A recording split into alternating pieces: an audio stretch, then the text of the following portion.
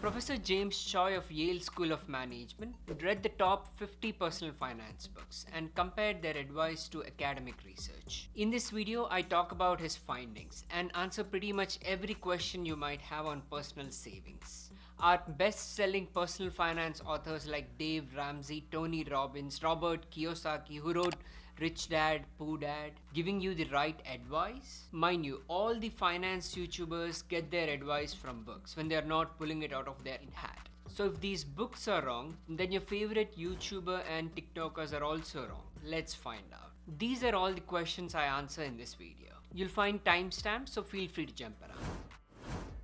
There is conflicting advice in the world of personal finance. Also, popular finance advice deviates from academic research, some of it from Nobel Prize winning economists. Consistently saving part of your income is tough. It takes discipline and willpower to delay or even deny gratification and set money aside for the rainy day. This discipline does not come naturally. Our instinct is to seek pleasure and avoid pain. Perhaps that is why Americans save only 5% of their income on average, the lowest rate since the 2008 financial crisis. As life is returning to normal after COVID, Americans' unusually high savings rate of the past 2 years is coming back down to its normal low levels. Human psychology is the reason why most of the personal finance books recommend that you make savings a habit by starting early. If you don't build the savings habit early, it's very difficult to do that later in life, argue these authors. Of the 50 books, only 45 give savings advice and 32 stress the importance of saving immediately,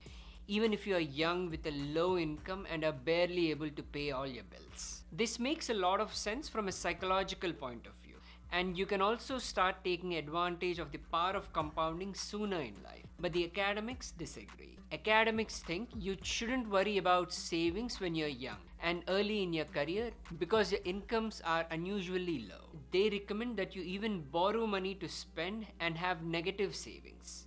They think it's best to smoothen your consumption over time. If you plot a typical person's income over time, it usually is hump-shaped, with low income at the beginning of the career, high income in the middle, and low or zero income once you retire. To smoothen one's consumption of goods and services and keep it relatively constant throughout the life, savings will have to be low or negative at the start and at the end of the life, and positive in the middle. For someone young to spend money they don't have in anticipation of higher future earnings, they've got to be very confident, and they should also be able to borrow, which is hard when your incomes and credit scores are low. But academics assume away all the uncertainty, doubt, and any practical borrowing difficulties. So it is not surprising that it is popular authors and YouTubers who are winning over audience with practical and realistic advice, something that academics rarely do. There surely is something to be said for not worrying about savings when you're young and focusing on living your life. When you're 22,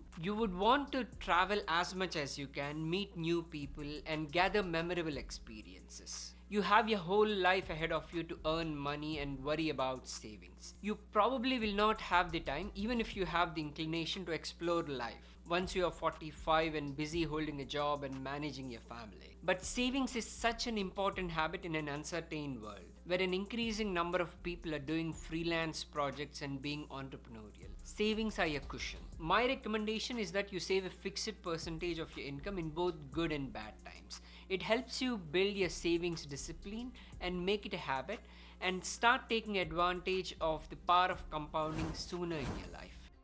Most of the books recommend a savings rate of 10 to 15% of your income. 4 books recommend 20% or a number close to that, and only 2 books recommend 50% or more.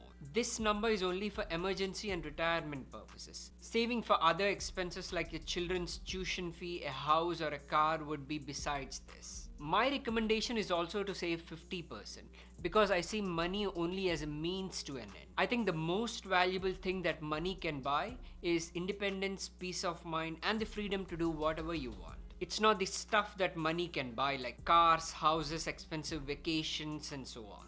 50% might sound like a big number, but it is perfectly doable. Financial freedom is the most valuable and enjoyable thing you can buy with money. It is not cars, houses, or vacation. Before you buy stuff and pay others, pay yourself first. When you spend every cent you make and then some by borrowing money on credit cards or buy now, pay later installments, you're making yourself a slave of your employer and the debtors who lend you money. In the modern world, it is entirely within your control whether you want to be an enslaved person or free.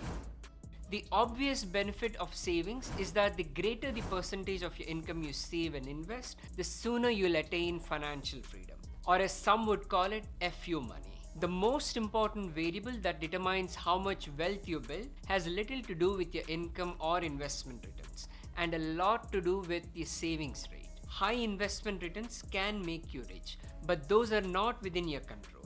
It's questionable whether an investment strategy will work, how long it will work, and whether markets will cooperate. But personal savings and frugality are parts of the money equation that are more in your control and work every time. You can build wealth without a high income, but you cannot build wealth without a high savings rate. So now you know what's more important. The not so obvious benefit of a high savings rate is that it gives you options and flexibility to change the course of your life on your own terms. It gives you time to think and wait for the right opportunity.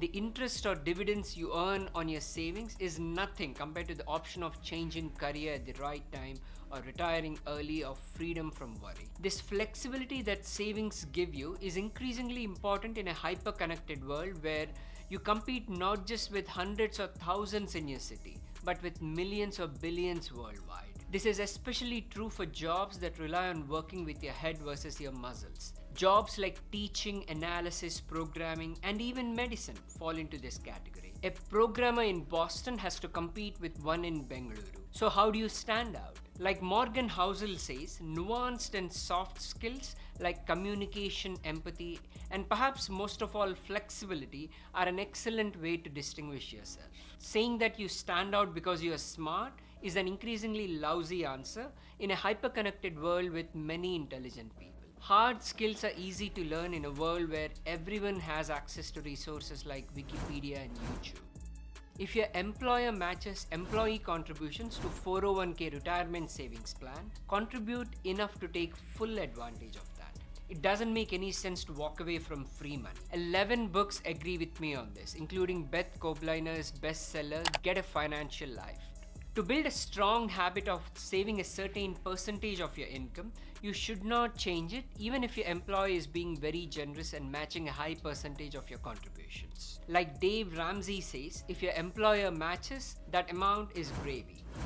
Just like 31 other books, I recommend against carrying a balance on your credit cards. It's okay to use them for convenience and to build your credit score, but not to borrow money at 20% interest rate and buy stuff you can live without. I even recommend strongly against buy now, pay later schemes, where you pay for your stuff like shoes and clothes in 4 installments over a month.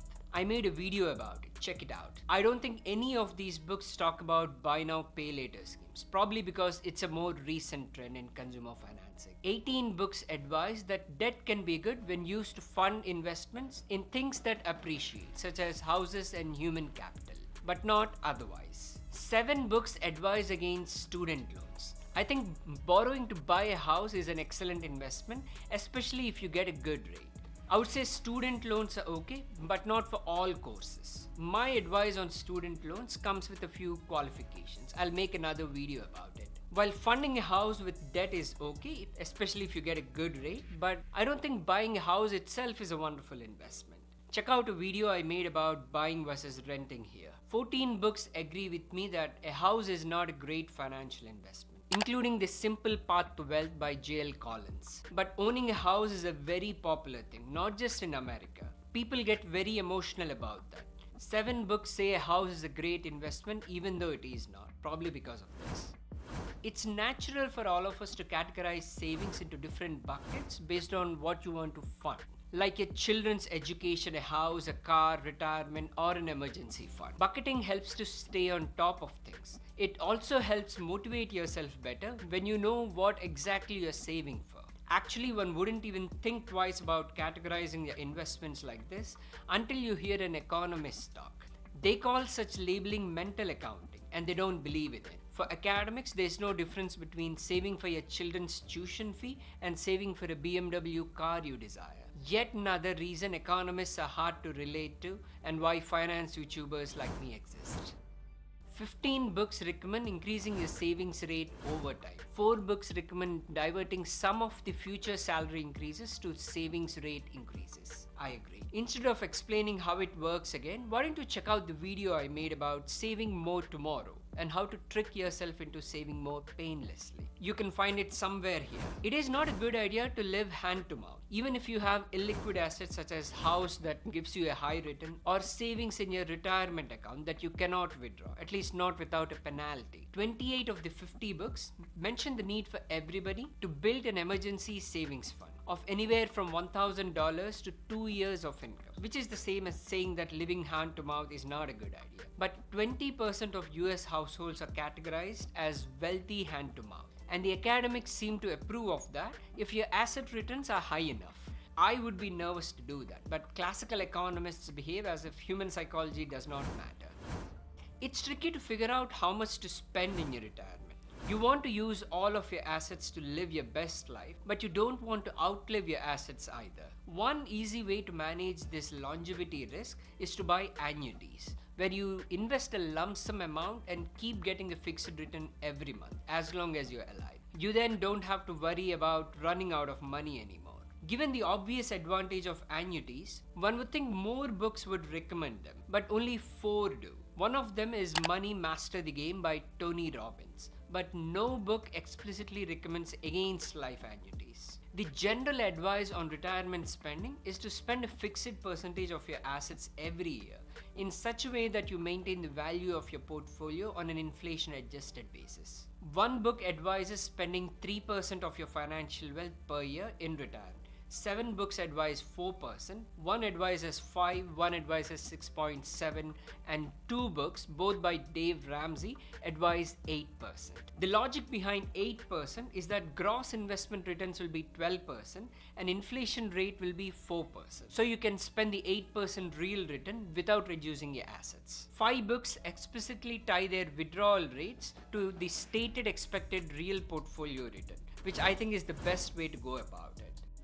So in conclusion, popular authors and YouTubers like me seem to recommend a course of action that ordinary individuals can first easily understand and second easily implement, even if our advice deviates from academic research sometimes. If you like this video, I recommend that you watch this one, where I cut through all the unnecessary jargon and complexity and boil down personal finance advice to 7 simple steps that you can set and forget. I'm Sharat Mantravadi. Thanks for watching.